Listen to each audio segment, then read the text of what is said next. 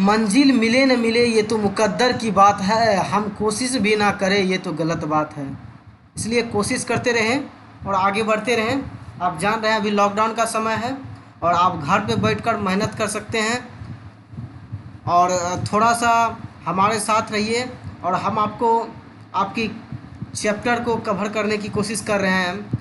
और आपको जो भी प्रॉब्लम है आप तुरंत हमसे कांटेक्ट करें। जो भी बात है, जो भी प्रॉब्लम है उनसे बात करें कि पढ़ने में कोई प्रॉब्लम है या आपको समझने में कोई दिक्कत है या फिर कोई भी इस तरह का पढ़ाई लिखाई से प्रॉब्लम हो तो डायरेक्ट कांटेक्ट कर सकते हैं या हमारे ग्रुप में है उसमें भी अपना प्रॉब्लम शेयर कर सकते हैं, ताकि हमारे डिजिटल टीम के बहुत सारे टीचर उसमें जुड़े हुए हैं और वो आपकी प्रॉब्लम को जल्द से जल्द सॉर्ट आउट कर सकें।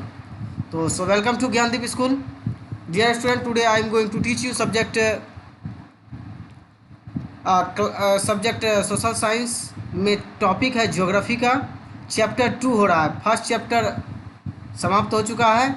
ये क्लास 9th का है और इससे भी अगर नीचे के 8 के स्टूडेंट हैं तो वो उनके लिए भी यूज़फुल हो सकता है। तो ये चैप्टर जो ज्योग्राफी का है, चैप्टर 2 ज्योग्राफी का, आज आइए हम इसको डिस्कस करते हैं। चलिए लेट्स स्टार्ट। चैप्टर नेम है फिजिकल फीचर्स ऑफ इंडिया, यानी इसको हम लोग प्राकृतिक इंडिया में जो प्राकृतिक फीचर्स हैं यानी फिजिकल फीचर्स हैं उनको देखेंगे कि इसके इंडिया के मैप के अकॉर्डिंग इंडिया में क्या क्या है। इसके अंदर पॉलिटिकल में हम लोग क्या ऊपर ऊपर से पढ़ लेते हैं, लेकिन फिजिकल में उसके अंदर का एक एक पॉइंट को हम लोग डिफाइन करते हैं। तो आइए देखते हैं। You have already learned earlier that India is a vast country with varied land form, यानी इससे पहले आप लोग पढ़ चुके हैं कि इंडिया एक बहुत बड़ा कंट्री है और उसका लैंड फॉर्म भी जो है अलग अलग पार्ट में बहुत सारा बटा हुआ है। What kind of train do you live इन, मतलब ये पूछा जा रहा है कि हम लोग किस तरीके से यहाँ पर रह रहे हैं, किस तरह से यहाँ पे ट्रेंड किस तरह का रहने का है, मतलब ट्रेडिशनल तरीके क्या है यहाँ का रहने का। वही पूछ रहा है कि ट्रेन यहाँ पर किस तरह का रहने का है। If you live in the plains you are familiar with the vast expanses of plains land, यानी कहने का मतलब है कि हम लोग का कहा जा रहा है कि हम लोग जिस जगह पर रह रहे हैं वो एक बहुत ही फैमिलियर टाइप में है। वहाँ पर देखने के लिए आपको बहुत सारा मतलब वास्ट एक्सटेंसेस यानी बहुत सारा अलग अलग चीज़ देखने के लिए मिलता होगा। उस प्लेन पे बहुत सारा अलग अलग चीज़, पेड़ पौधे, नदियाँ, तालाब, पोखर, पर्वत, ये सब भी आपको देखने के लिए समतल ज़मीन के ऊपर भी देखने के लिए मिलता होगा। बड़े बड़े बिल्डिंग मिलता होगा, रोड वगैरह, ये सब बहुत सारे स्ट्रक्चर्स हैं यहाँ पर। आगे करा, in contrast if you live in hilly region the rugged terrain with mountains and valley are common features, यानी आपका कहा जा रहा है अगर मान लीजिए कि आपका ट्रेडिशनल यानी ट्रेन आपका हिली रीजन में रहने का रहता है, यानी मान लीजिए कि आप जो हैं पर्वत वगैरह में रहते हैं, तो वहाँ पर कहा जा रहा है कि माउंटेन और वैली जो है वो कॉमन फीचर्स है। यानी माउंटेन जो है वो ऊपर का, आप जानते हैं कि ऊपर का जो लेयर होता है पर्वत पहाड़ का तो उसको देख के कहते हैं माउंटेन है, लेकिन उसके नीचे का जो रहता है वैली मतलब घाटी यानी नीचे का आकार में जो रहता है, और उस दोनों में कहा जाता है कि फीचर जो रहता है कॉमन रहता है माउंटेन और वैली में। तो आइए आगे समझते हैं। In fact our country has particularly all major physical features of the earth, that is mountains, plains, desert, plateaus and island। कहा जा रहा है कि हमारा जो कंट्री है वो सभी अलग अलग पार्टिकल में बटा हुआ है। इसका जो फिजिकल फीचर्स है वो माउंटेन्स में है भी है, प्लेन्स एरिया भी है, डेजर्ट एरिया भी है, प्लेट्यूज भी है और आइसलैंड भी है। तो ये सारे चीज़ जो आपका फिजिकल फीचर्स के अंतर्गत आता है इस सभी को डिस्कस हम लोग करने वाले हैं। The land of India displays great physical variation, यानी आपको जो इंडिया का लैंड दिखाई देता होगा, इंडिया में जो डिस्प्ले दिखाई देता होगा इसका फिजिकल, उसका वेरिएशन बहुत ज़्यादा है, यानी बहुत दूर तक उसका फैलाव है। Geologically the peninsular plateau constitutes one of the ancient land masses on the earth surface. यानी इसका जो कहा जा रहा है कि एक तरह से पृथ्वी पर इसका जो पेंसुलर प्लेट्यू यानी कहने का मतलब प्रायद्वीपीय पठार। आप पेंसुलर प्लेट्यूज आप इसको सबसे पहले समझिए कि पेंसुलर प्लेट्यूज होता क्या है, कहते किसको हैं। तो जो भूमि यानी जो लैंड तीन तरफ से पानी से घिरा होता है, यानी लैंड सरफेस जो उसका 3 पार्ट से वाटर से घिरा रहता है, उसी को पेंसुलर प्लेट्यूज कहते हैं। बात समझ में आ गया? फिर से समझिए, जो लैंड 3 तरफ से पानी से घिरा रहता है, यानी आप इंडिया का अगर मैप देखिए, मान सपोज दैट आप इंडिया का मैप है, ये इसका नीचे का एरिया ऐसे करके है। देखिए मेरा कर्सर जा रहा है, जो ये वी आकार का आपको लग रहा होगा, ऐसे करके वी आकार का लग रहा होगा ना। तो वो जो लैंड है यानी वी आकार में जो लैंड है, सबसे पहले इधर का जो बे ऑफ बंगाल से, इधर नीचे इंडियन ओशियन से, नीचे इंडियन ओशियन से, और इस साइड अरेबियन ओशियन से वी आकार में, तो 3 तरफ से पानी से घिरा हुआ है, वो पेंसुलर प्लेट्यूज कहलाता है। तो हमारे इंडिया का में भी बहुत बड़ा पेंसुलर प्लेट्यूज है, आपको दिखाएंगे हम मैप में, या आप अपना मैप है आपका इंडिया का तो वहाँ पर भी देख सकते हैं। करा इसका जो लैंड मासेज है, ये अर्थ सरफेस का जो है, ये बहुत ही एंशियंट टाइम से चले आ रहा है। सबसे पहले बता दें आपको एक बात कि इसका जो पेंसुलर प्लेट्यूज है, सबसे पहले इंडिया जो है ये किससे टूट के अलग हुआ है। आप जानते हैं ये गोंडवाना लैंड का हिस्सा है, और ये जो है अफ्रीका से टूट के अलग हुआ है। इसका पेंसुलर प्लेट्यूज है वी आकार का जो दिख रहा है आपको, ये जो है गोंडवाना लैंड का हिस्सा, और ये अफ्रीका से टूट के अलग हुआ है। आप अफ्रीका का मैप देखेंगे तो अफ्रीका का निचला हिस्सा और अब इंडिया का निचला हिस्सा सेम दिखाई देता होगा। कहने का मतलब है यहाँ से ही ये अलग हुआ है, और इसका पेंसुलर प्लेट्यूज जो है इंडिया में, इंडिया का बहुत ही बड़ा है, इसको हम लोग अच्छे से समझेंगे। It was suppose to be one of the most stable land blocks. अब इसका जो सबसे पहले पेंसुलर प्लेट्यूज का एरिया है, इसका जो है सपोज करना है कि समझने के लिए कि इसका जो एरिया है पूरे तरीके से ब्लॉक है, कह सकते हैं। जैसे इसमें ब्लॉक माउंटेन भी आपको देखने के लिए मिलेगा, तो इसमें पेंसुलर प्लेट्यूज में बहुत सारे ऐसे आपको माउंटेन वगैरह, छोटे छोटे हिल वगैरह देखने के लिए मिलेंगे। तो वो सब क्या है, अपने आप में वहाँ से लैंड से ब्लॉक है। The Himalayas and the northern plains are the most recent landform. यानी हिमालय जो है और इसका नॉर्थर्न प्लेन जो है, अभी हाल ही में ये रिसेंटली लैंडफॉर्म हुआ है।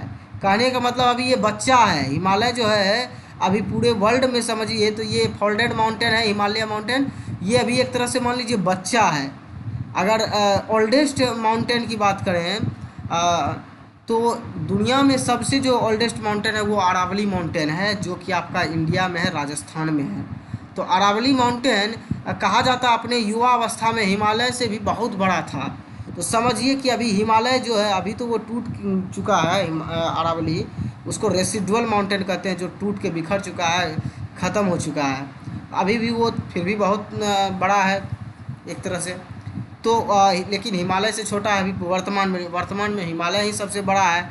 लेकिन अभी उस समय की बात करें तो हिमालय अभी के टाइम में बच्चा है, ये बढ़ ही रहा है, फोल्डेड, यानी ये यंग माउंटेन इसको कह सकते हैं, हिमालय माउंटेन को। तो अभी ये रिसेंटली लैंडफॉर्म हुआ है Himalaya. From the view points of geology, Himalayan mountains from N unstable zone. यानी कहा जा रहा है कि हिमालय जो है एक जियोलॉजी के पॉइंट से अगर देखें तो इसमें पता चलेगा कि आपको इसका जोन जो है अनस्टेबल है, यानी ये बढ़ते जा रहा है, एक जगह स्टेबल नहीं है, एक जगह नहीं है। मतलब स्टेबल उनको कहते हैं कि जो एक ही जगह स्थित हो, लेकिन हिमालय का जो है ये विस्तार बढ़ ही रहा है, और इसका जो फैलाव है इंडिया में भी है, चाइना में भी है, आपको पाकिस्तान में भी मिलता है, अफ़गानिस्तान में भी मिलता है। तो इतना बड़ा ये है, और दुनिया का सबसे बड़ा माउंटेन रेंज जो है ये हिमालय है। और लॉन्गेस्ट की बात करें तो एंडीज़ माउंटेन है, उसको बाद में हम लोग देखेंगे, पहले इंडिया के संदर्भ में देखते हैं। The whole mountains system of Himalaya represents a very youthful topography with high peaks, deep valley and vast flowing rivers. यानी अगर पूरे आप माउंटेन सिस्टम देखें हिमालय का, पूरे वर्ल्ड के संदर्भ में भी देखें, तो हिमालय का जो रिप्रेजेंट करता है, ये बहुत ही यूथफुल है। हम बोले ना, ये बहुत ही युवा भी है, बहुत बच्चा ही है, एक समझिए, और ये बढ़ ही रहा है, तो अभी यंग माउंटेन इसको कह सकते हैं आप। इसका जो टोपोग्राफी अगर बात करें, इनका जो देखने का सिस्टम है इनका बढ़ने का, तो इसमें जो हाईएस्ट पीक सब है, हाईएस्ट पीक की बात करें तो माउंट एवरेस्ट सबको पता है, बहुत गहरा इसका घाटी भी है, और इसका फ्लो रिवर का जो बहुत ही फ्लो जो होता है बहुत ही फास्ट होता है। इसलिए देखते होंगे जब माउंटेन वगैरह से पानी जब गिरती है नीचे वाटरफॉल के रूप में, जिस जगह पर गिरती है उस जगह को मतलब चट्टान से दरार को भी तोड़ के निकलती है, तो पानी अपना रास्ता ये सब खुद बनाती है, आप जानते हैं। तो यहाँ से जो माउंटेन वगैरह से पानी गिरती है बहुत ही तोड़ते आगे बढ़ती तोड़ते हुए, और उस जगह पर देखेंगे बहुत बड़ा छेद टाइप में, यानी छिद्र हो गया होगा जिस जगह पर गिरता है ये। The northern plains are form of alluvial deposits, यानी नॉर्थर्न प्लेन में सबसे ज़्यादा कहा जाता है कि उस साइड में एलुवियल टाइप के सॉइल वगैरह मिलते हैं, और वहाँ पर बहुत सारा ऐसा चीज़ है, वहाँ पर प्लेन जो है बहुत फॉर्म हुआ है, बहुत प्लेन एरिया भी बनाया गया है। नॉर्थर्न प्लेन में भी बहुत सारे आदमी रहते हैं, और नदी किनारे वगैरह में घर बना के रहते हैं, और उपजाऊ मिट्टियाँ वगैरह पाई जाती है, और उससे खेती करते हैं। The peninsular plateau is composed of igneous and metamorphic rocks with gently rising hills and wide valleys। आपको पता होगा कि इग्नियस माउंटेन चट्टान और मेटामॉर्फिक चट्टान किसको कहते हैं? इग्नियस रॉक को आग्नेय, हिंदी में आग्नेय चट्टान भी कहते हैं। तो ये दोनों चट्टान आप जानते होंगे। इस टाइप के माउंटेन से, यानी ज़्यादातर आपको पेंसुलर प्लेट्यू में यही तरह के चट्टान पाए जाते हैं। उसी तरह के मतलब क्या कहते हैं, हिल्स वगैरह देखने के लिए आपको मिलता होगा पेंसुलर प्लेट्यूज़ में। आइए major physiography medical physiography division, अब इसको थोड़ा सा समझते हैं। मेन क्या है, इसका डिवीज़न किस तरह से किया है फिजियोग्राफी में। The physical features of India can be grouped under the following physiographic division, यानी इसका जो मेजर है इम्पोर्टेंट जो फिजिकल फीचर्स है उसको इंडिया में ग्रुप वाइज करके डिवाइड कर दिया गया है। तो हम लोग इसके फिजियोग्राफी डिवीज़न को आप समझते हैं, इनके फिजिकल फीचर्स को किस तरह से बांटा गया है, आइए देखते हैं। फर्स्ट जो है द हिमालयन माउंटेन, आप देख रहे हैं जो सबसे पहला जो है इसको हिमालय माउंटेन में बांट दिया गया है। फिर दूसरा नॉर्थर्न प्लेन्स में बांट दिया गया है। थर्ड जो है द पेंसुलर प्लेट्यू में। फोर्थ द इंडियन डेजर्ट में। द 5 में द कोस्टल प्लेन्स में, और 6 में द आइसलैंड में। आप जानते हैं फर्स्ट में जो हिमालय माउंटेन है आपका उधर से जम्मू कश्मीर एरिया लेके आप डायरेक्ट यहाँ पर आ जाइए नामचा बड़वा यानी अरुणाचल प्रदेश तक, यानी वहाँ से लेके अरुणाचल प्रदेश तक ये पूरा फैलाव है।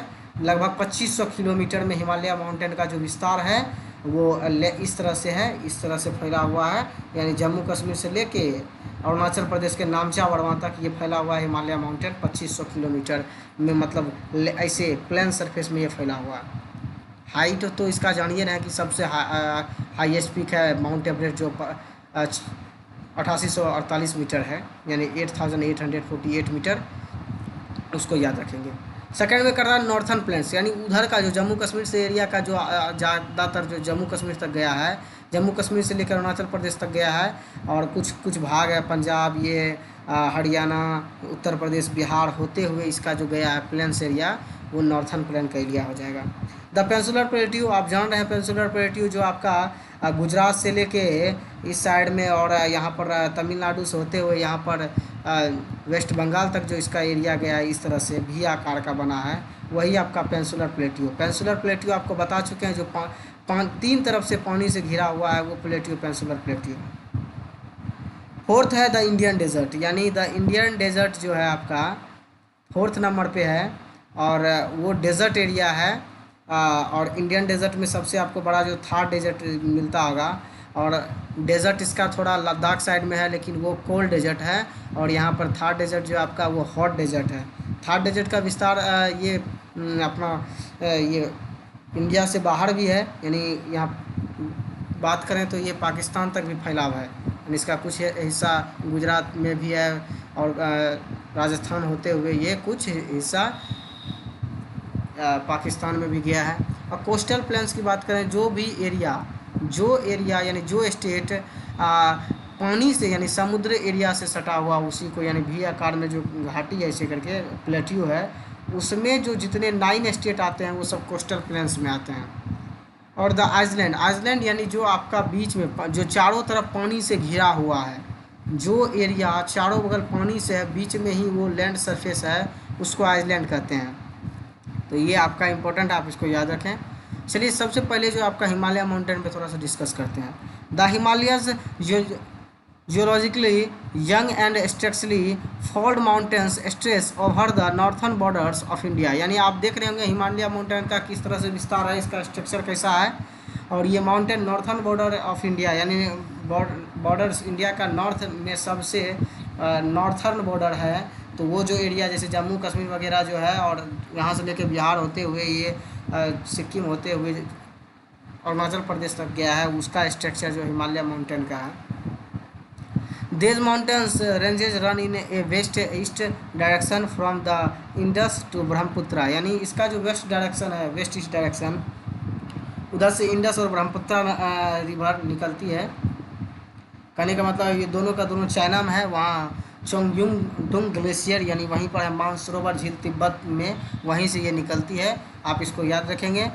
इंडस रिवर ये जम्मू कश्मीर से होते हुए यहाँ पर ये पाकिस्तान में चली जाती है, और ब्रह्मपुत्रा रिवर तिब्बत में, इसको सांगपो के नाम से जाना जाता है। जितना बोल रहे हैं फैक्ट उसको याद करते रहिए, लिखते जाइए।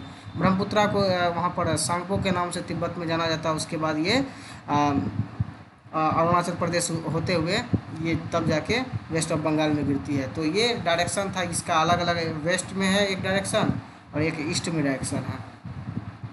The Himalayas represents the loftiest and one of the most rugged mountain barriers of the land, यानी हिमालय माउंटेन का जो इसका फैलाव है, विस्तार है, इसका ज़्यादातर एरिया जो है इसका पूरे वर्ल्ड में अब बाउंड्रीज़ में पूरा कहे तो ये पूरा सबसे ज़्यादा इसका एरिया रुग्ड है, rugged mountain barriers of the world में, पूरे वर्ल्ड में इसका जो है एरिया ऐसा है।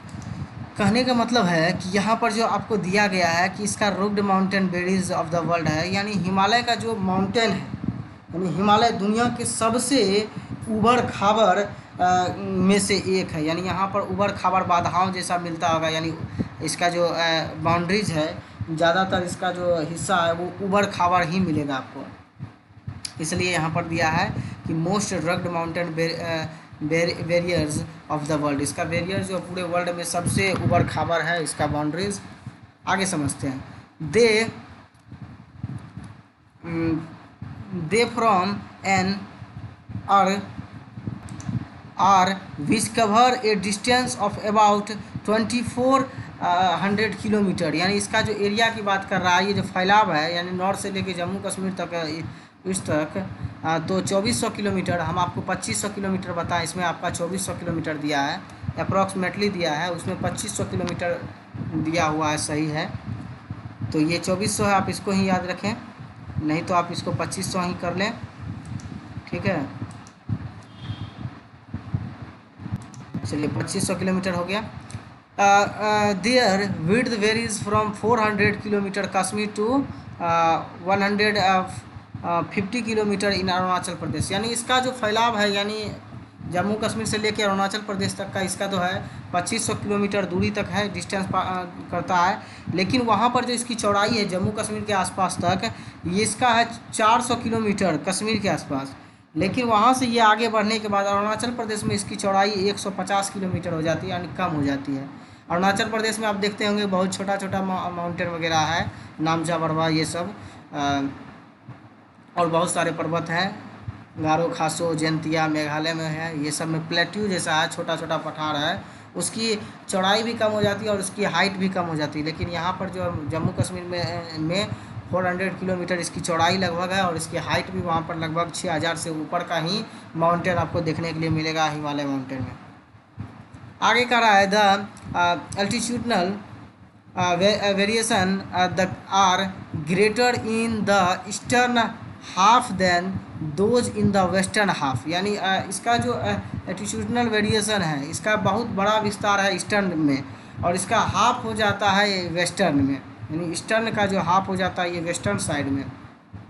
The Himalaya consist of 3 parallel ranges in its longitudinal extent, यानी इसका जो है एक्सटेंट जो यानी फैलाव है इसका जो हिमालय का 3 जो है वो रेंज पैरेलल है, मतलब लॉन्गिट्यूडनल जो है वो मतलब आप कह सकते हैं लॉन्गिट्यूडनल मतलब लंबाई में है ये, और ये पैरेलल बराबर है और उसका 3 पैरेलल रेंजेज है, देखेंगे वो कौन सा है।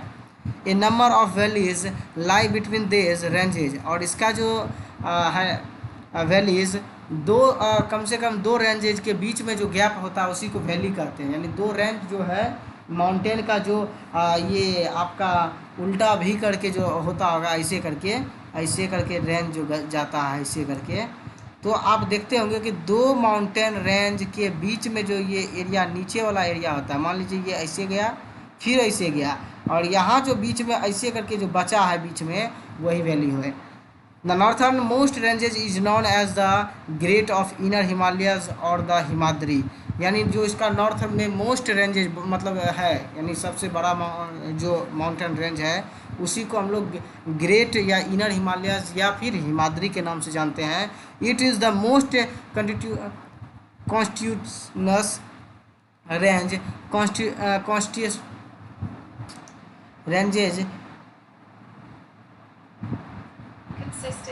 consisting of the loftiest peak with an average height of 6000 metre, यानी कहने का मतलब है कि इसका ज़्यादा से ज़्यादा इसका जो रेंजेज है मतलब इसका जो बहुत सारे रेंज से मिलकर बना है फैलाव है बहुत सारा, इसका एवरेज हाइट लगभग 6000 मीटर से ज़्यादा ही है।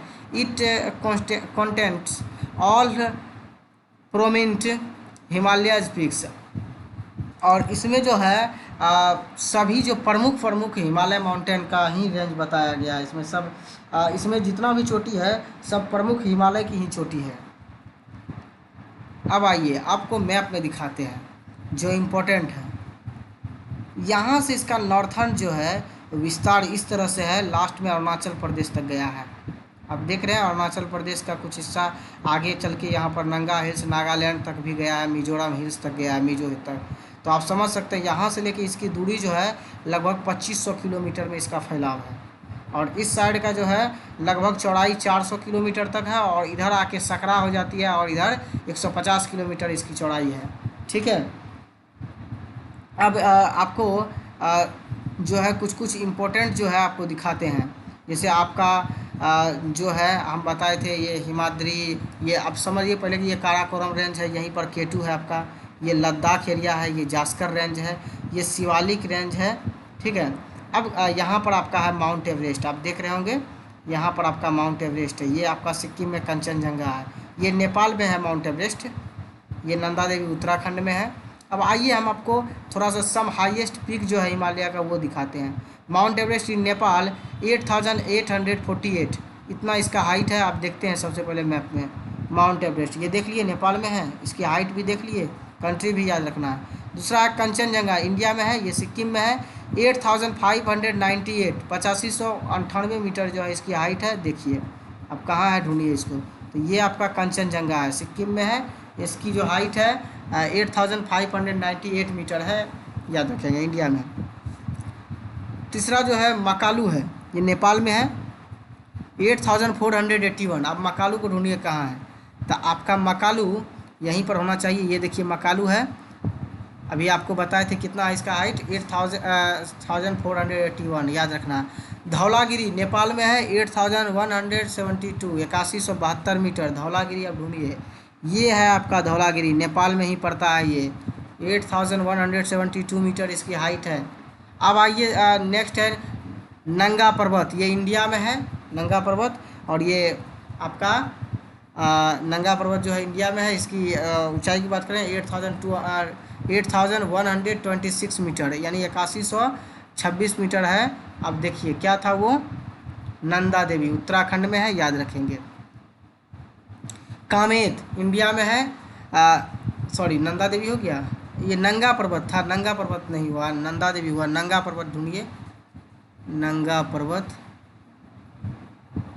यहाँ पर होना चाहिए आपका। ये नंदा देवी हो गया, ये धौलागिरी हो गया, ये अन्नपूर्णा हो गया। अब ये कारामाटू, ये आपका शिवकिला रेंज हो गया। यहाँ पर आपका नंगा पर्वत है, देखिए जम्मू कश्मीर के आसपास है। यहाँ पर आपका नंगा पर्वत, आप इसको याद रखेंगे। अब इस अन्नपूर्णा ये नेपाल में है, 8078 मीटर। अन्नपूर्णा दिखाए थे आपको, यहाँ पर देखिए अन्नपूर्णा ये नेपाल में, आप याद रखेंगे। उसके बाद नंदा देवी इंडिया में है 7817, याद रखें और इसको नोट डाउन कर लें। 7817 मीटर है नंदा देवी, ये उत्तराखंड में है नंदा देवी। आप यहाँ मैप में देख सकते हैं उत्तराखंड में नंदा देवी है। नेक्स्ट है आपका कामेत, इंडिया में है 7756 मीटर, इंडिया में ही है कामेत। आप उसको ढूंढिए कि कामेत यहाँ पर है, नंदा देवी की जस्ट ऊपर कामेत। एक तरह से ये मतलब सीक्वेंस बाय गया है, इसलिए आप आसानी से ढूंढ सकते हैं। नामचा बड़वा इंडिया में है 7756, यानी कामेत और नामचा बड़वा का सेम मतलब हाइट है। और ये इंडिया में है नामचा बड़वा, यानी कामेत से जस्ट ऊपर होना चाहिए। क्या था नामचा बड़वा, यानी नामचा बड़वा जो है हम आपको पहले बताए थे, थोड़ा सा मतलब आप भी नहीं ढूंढ पाए और हम भी थोड़ा ध्यान नहीं दिए। हम आपको पहले शुरू में ही बताए थे, जम्मू कश्मीर से अरुणाचल प्रदेश जो फैला हुआ है इसका विस्तार, वही नामचा बड़वा तक। तो नामचा बड़वा जम्मू कश्मीर में होना चाहिए। देखिए 7756 मीटर जो है इसकी हाइट है नामचा बड़वा की। तो ये जम्मू कश्मीर, ये सॉरी अरुणाचल प्रदेश में, आप इसको याद रखें नामचा बड़वा को। और लास्ट जो है आपका गुरला मंधाता, ये आपका माउंटेन है नेपाल में 7728, ये यहाँ पर है गुरला मंधाता, आप इसको देख लें। ये आपका कुछ माउंटेन हो गया। यहीं पर मानसरोवर झील है, यहीं पर एक ग्लेशियर है चुंगयुंगडुंग, वहीं से यहाँ पर देखिए निकल रही केटू होते हुए, गॉडविन अस्टीन होते हुए ये इंडस रिवर पाकिस्तान में घुसती है। और यहीं से एक और नदी निकलती है ब्रह्मपुत्रा, जिसको कि तिब्बत में सांगपो के नाम से जाना जाता है। यहाँ पर ये अरुणाचल प्रदेश में इन करती है। तो आप इसको याद करें, आपका इतना ही था ये फैक्ट, आप इसको इतना ध्यान से याद करें और मैप में अच्छे से ढूंढें। एटलस सबके पास होना चाहिए, एटलस में ढूंढने की कोशिश करें, आपका जियोग्राफी बहुत मजबूत हो जाएगा। एटलस बहुत इम्पोर्टेंट है कि हम बता नहीं सकते हैं कि कितना इम्पोर्टेंट है, लेकिन वो आपके लिए इतना इम्पोर्टेंट है कि आपका माइंड में ही सारा फिजिकल फीचर्स बैठ जाएगा। आप कभी नहीं भूलिएगा एग्ज़ाम में, और कोई भी क्वेश्चन आप मिस नहीं कीजिएगा। बड़े बड़े एग्जामों में एटलस की यूज होता है, तो आप अपनी क्लास से ही यूज करना स्टार्ट करें। चलिए टुडेज़ वर्क 4 में आपको रिवीजन दिया है, जितना भी इम्पोर्टेंट फैक्ट है आप इसी को रिवीजन बनाएं, इसी बेस पर आप क्वेश्चन खुद से बनाएं और आंसर भी खुद से बनाएं। और आपको हम बार बार कहते हैं कि आपको कम से कम अपने ग्रुप जो आपका है 9th क्लास का 10th क्लास का ग्रुप में, उसमें आंसर बना के भेजने की कोशिश करें, ताकि वहाँ बहुत सारे टीचर हैं डिजिटल टीम के, वहाँ पे चेक करके आपको बता सके और आपको फीडबैक दे सके कि आप किस तरह से मेहनत कर रहे हैं और कैसा कर रहे हैं। देखिए लॉकडाउन में हम जान रहे हैं कि मेहनत सबसे नहीं हो रहा होगा, लेकिन कुछ बच्चे हैं जो मेहनत कर रहे होंगे। मुझे भरोसा है वो सब बच्चे ज़रूर आंसर इसमें भेजेंगे और जवाब देने की कोशिश करेंगे। तब तक के लिए आप अपने घर में बैठे रहिए और होमवर्क बनाइए और ग्रुप में ज़रूर भेजने की कोशिश कीजिए। Thank you all of you.